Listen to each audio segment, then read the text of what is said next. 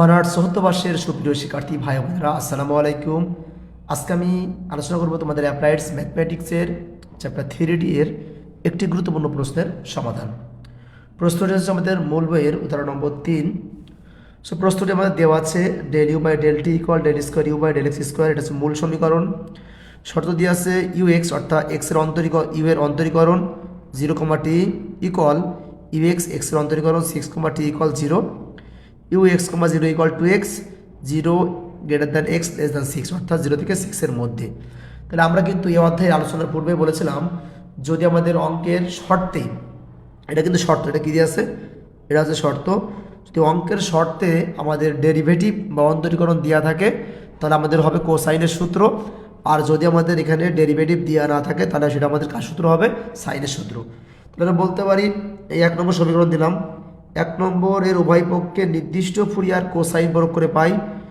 যেহেতু শর্তে ডেরিভেটিভ দেওয়া আছে যেন কোসাইন রূপান্তর করছি, যদি আমাদের থাকতো শুধু ইউ তাহলে আমরা কী করতাম, সাইন।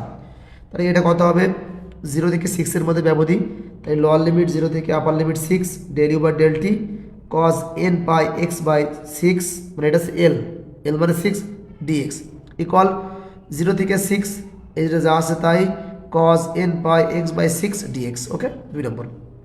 আমরা প্রত্যেকটা অঙ্কের সমাধানের ক্ষেত্রে আমরা ধরে নিচ্ছি একটা সমীকরণ, ধরি u of n comma t equal 0 থেকে 6 u of x comma t into cos n by x by 6 dx. সাইনের ক্ষেত্রে হলে সাইন ধরবো কজের জায়গায়, আর কজের হলে কজ ধরবো, আর সব কিছুই সেম থাকবে। তাহলে এখন এই 3 নম্বর কাকে, এই যে 3 নম্বর সমীকরণকে আমরা আংশিক অন্তরীকরণ করবো। তাহলে বলতে পারি 3 নম্বরকে টি এর সাপেক্ষে আংশিক অন্তরীকরণ করে পাই। তাহলে এই পার্টটাকে আংশিক করে লিখতে পারি del u by del t, এটাকে ইউ অফ এন টি মানে হচ্ছে ইউ ইকুয়াল 0 থেকে ইউ, আর ইউ রে করলে কথা হবে del u by del t, এটা যা আছে তাই ডিএক্স 0 থেকে 6, এইটা সমান সমান আমাদের কী দেওয়া আছে ডেল স্কোয়ার, কত দেওয়া আছে কত শুরুতেই, এটা সমান কী দেওয়া আছে del square u by del x square. তাহলে আমরা জাস্ট এইটার পরিবর্তে এটা বসিয়ে দিলাম cos n by x by 6। তাহলে এটা পাশে নোট দিয়ে দিয়েছি যে 2 নম্বর হতে পাই। এখন এটা কার সূত্র হবে, ইউ ভি সূত্র হবে, কোনটা ইউ ধরবো কোনটা ভি ধরবো। আমরা কিন্তু ইতিমধ্যে বলেছি অন্তরীকরণের যে পার্টটা থাকবে সেটাকে আমরা ধরবো কি, এটা হচ্ছে ভি ধরবো, আর অন্য পার্টটাকে আমরা কী ধরবো, ইউ ধরবো। এটা আমি আর বুঝচ্ছি না, এটা কার সূত্র, ইউ সূত্র হবে, তাই না।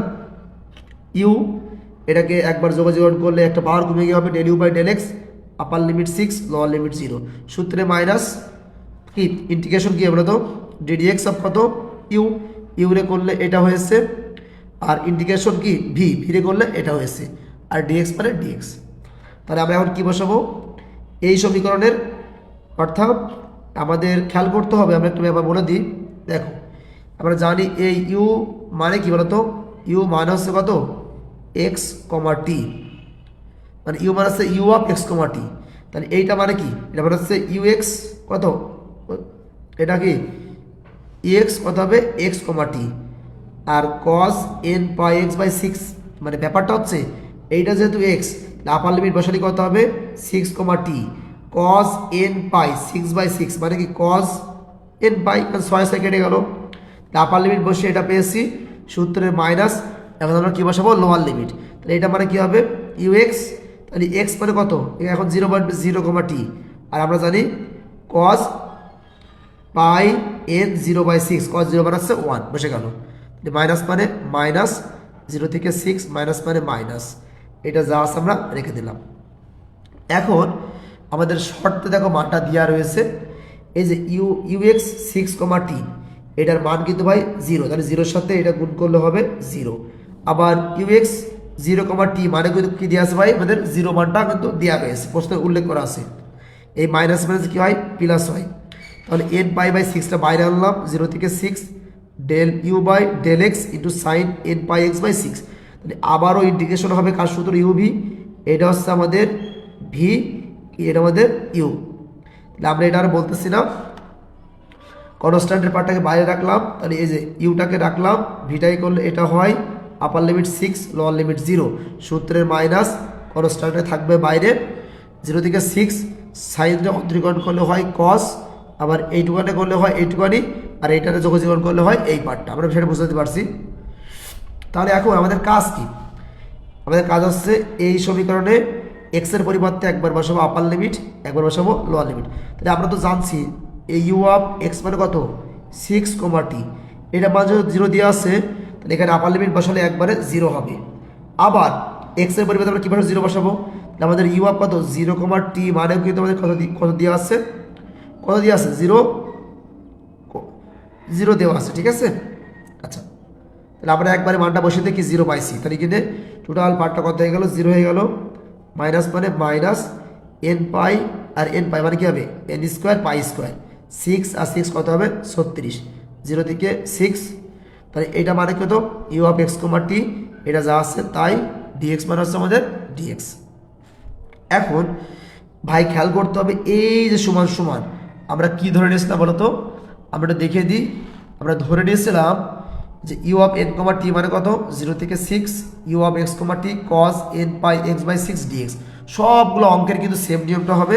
তাহলে এই অঙ্কের যে মানটা আমরা সেই মানটা কী বসাই দিলাম u of n comma t.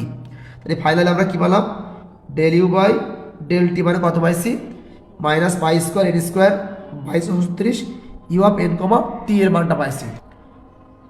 তাহলে দেখো ফাইনালি আমরা পালাম এটার সময় এটা পাইছি। এখন আমাদের কাজ হচ্ছে দেখো ডি ইউ বাই কত ইউটাকে নিচে আনলাম আর টিটাকে এই পাশে নিয়ে গেলাম, তাই না। আবার বলছি ইউ মানে কত ইউ অফ কত এক্স কমা টি, কিন্তু ভাই একটু লিখলে হবে, ওকে। তাহলে এটাকে সমাকলন করলাম, তাই 1/x করলে হয় লন এক্স, তাহলে 1/u করলে হবে লন ইউ ইকুয়াল ইকুয়াল, আর যেহেতু এই লন রয়েছে এটাকে লন আকারে লিখলে কত হবে ln e to the power minus এত, আর ধ্রুবক হিসেবে লন এ নিলাম, তাই log a plus log b মানে কি লগ এ ইন্টু বি। এই পাশটা লন কি, আর এই পাশটা লন বাদ যাবে, অর্থাৎ কি equal a to the power minus pi square n square by 36 t. তাহলে দেখো প্রত্যেকটা অঙ্কে কিন্তু আমরা কি বলতে পারি এই 4 নম্বরে টি ইকুয়াল 0 বসাবো, বসালে কত হবে ইউ ইকুয়াল এটা মানে কি 1 হয়ে যাবে, ইউ ইকুয়াল এ। তাহলে ইউ মানে আমরা কি পাচ্ছি u of n comma 0 equal a, তাহলে এটা 5 নম্বরে।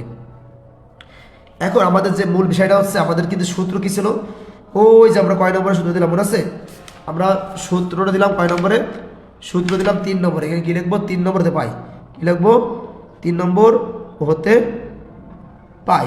3 নম্বরে ছিল কি ইউ অফ এন কমা কিন্তু টি ছিল, তাহলে আমরা টির পরিবর্তে কত বসাচ্ছি এখন 0, u of n comma 0 equal 0 থেকে 6 ইউ অফ এক্স কমা ইন ছিল কি টি ছিল মানে 0 cos n pi x by 6 dx. এটাকে রেখে দিলাম, এটার মান শর্তে বা প্রশ্নে উল্লেখ করা আছে 2x, এটাকে রেখে দিলাম। তাহলে দেখো আমাদের এখানে এটা কার সূত্র হবে দেখো তো ভাই, এটাও কিন্তু আমাদের ইউভি এর সূত্র হবে। তাহলে এটা হচ্ছে আমাদের কি এটা হচ্ছে ইউ, এটা কি আমাদের ভি। আমরা ইউবি সূত্র করে আমরা এই লাইনটা পাইছি। সকলে ইউবি সূত্রটা করতে পারি, কারণ ফাইনাল ইয়ার এসে ইউবি সূত্র বোঝানো লাগবে না। তাহলে দেখো আমরা আমাদের সেই যে ফুরিয়ার ধারা শিখছিলাম অধ্যায় প্রথম, ওই অধ্যায় একই নিয়মে কিন্তু আমরা এটা করতে পারবো, ঠিক আছে।